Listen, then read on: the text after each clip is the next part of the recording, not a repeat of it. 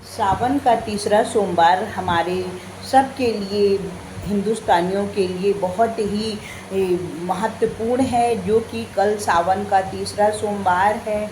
तीसरे सोमवार पे एक अद्भुत संयोग पड़ रहा है। अगर आप उसका लाभ लेंगे तो आपके जीवन में बहुत ही तरक्की होगी। कल है पंचमी, और पंचमी तिथि और ऊपर से सोमवार का संयोग, ये बहुत ही अद्भुत है। और ऐसा संयोग 14 वर्ष के बाद आएगा। आप सभी को कल नाग देवता की पूजा करनी है, क्योंकि पंचमी तिथि नाग देवताओं को समर्पित होती है। तो आप सबको अपने घरों में नाग देवता की पूजा करनी है। नाग देवता की पूजा आपको कैसे करनी है, क्योंकि देखिए कल के दिन नाग लोगों, जैसे कई आपके यहाँ कोई सपेरा आ गया, उसको सांप को दूध पिला दिए, नहीं तो हम लोगों के यहाँ कागज़ पे या दीवार पे कच्चे जो कोयला होता है ना, उस कोयले को कच्चे दूध में घिसते हैं, और कच्चे दूध में घिस करके दीवार पे 5 या 7 नाग देवता बनाए जाते हैं। ये जो हमारी हिंदू संस्कृति में इसका बहुत बड़ा महत्व है। और इसको नाग देवता की पूजा के लिए दीवार में इस तरह से नाग देवता बनाए जाते हैं। और कल के दिन कोई भी चीज़ को काटना पीटना नहीं चाहिए। अगर आप कोई चीज़ काटने का काम करते हैं, वो आपको आज संडे के दिन रात्रि में ही कर लेना है। जैसे सब्जी वगैरह काटते हैं तो ऐसा निषेध बताया गया है हमारे शास्त्रों में। कोई बहुत से लोगों के यहाँ मतलब तवा वगैरह नहीं चढ़ाया जाता है, हमारे यहाँ भी तवा नहीं चढ़ाया जाता है।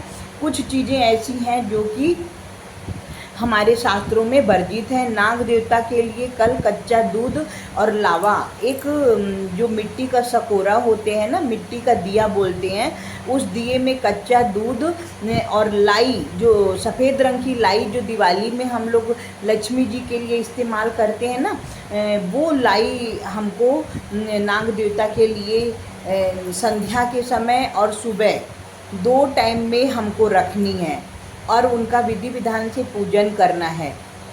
क्योंकि हमारे कुल के जो देवता होते हैं उनमें नाग देवता का भी विशेष महत्व है। दूसरा, शिव जी के गले में नाग है, तो वो उस वजह से नाग की पूजा, शिव जी की पूजा करने का ही विधान है कि नाग की पूजा करेंगे तो साक्षात आप शिव जी की ही पूजा कर रहे हैं, ऐसा शास्त्रों में लिखा हुआ है।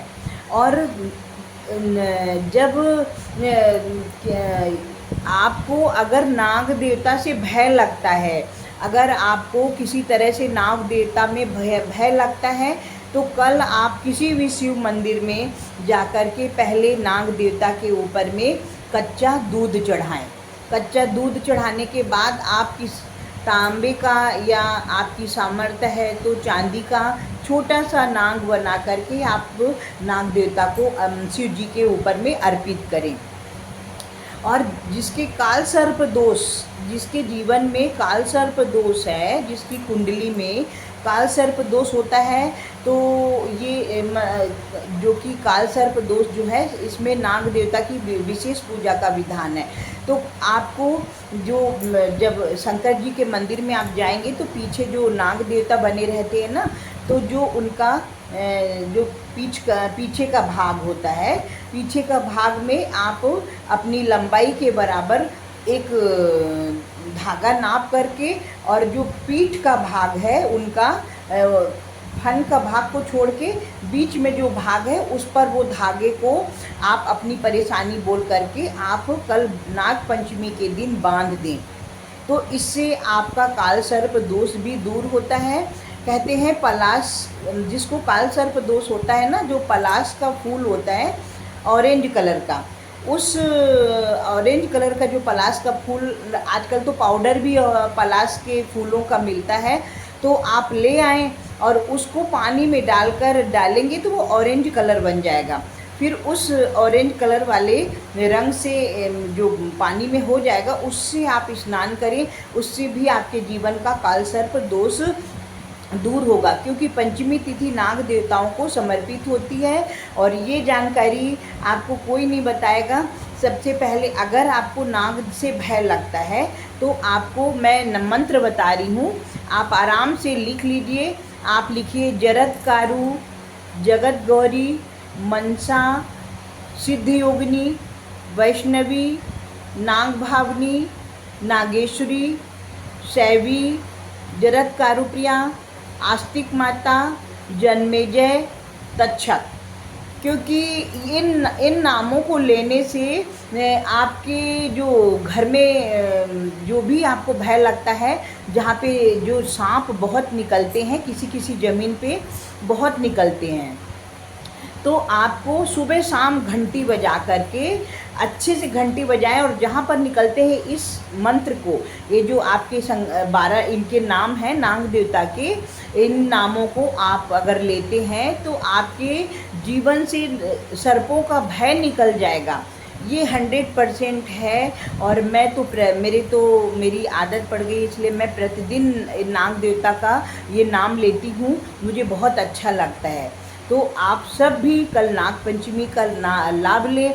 और मेरी ये वीडियो एक धर्म से जुड़ी है और मैं जो भी यहाँ पे जानकारी दूंगी आपको धर्म से जुड़ी जानकारी दूंगी। समय समय पे आप सब नाग देवता की पूजा करें और आप उनकी कृपा पाएं, यही मैं ईश्वर से कामना करती हूँ। भोलेनाथ को कल आप पंचामृत पंचमी के दिन राहु अगर आपका खराब है तो राहु क्या होता है, सर्प के जैसे ही होता है ना, उसका आपने कभी देखा होगा तो राहु का जो चित्र देखा होगा वो सर्प के जैसे होता है। तो राहु की शांति के लिए आपको कल पंचामृत का से शिव जी का अभिषेक करना चाहिए। ऐसा करने से आपके जीवन में जो राहु की दशा चल रही है वो भी ठीक होगी। ऐसा आप करिए और ये सब का लाभ लीजिए। आपको अच्छा लगे तो आप कमेंट करके ज़रूर बताइएगा। श्री हरि राधे राधे।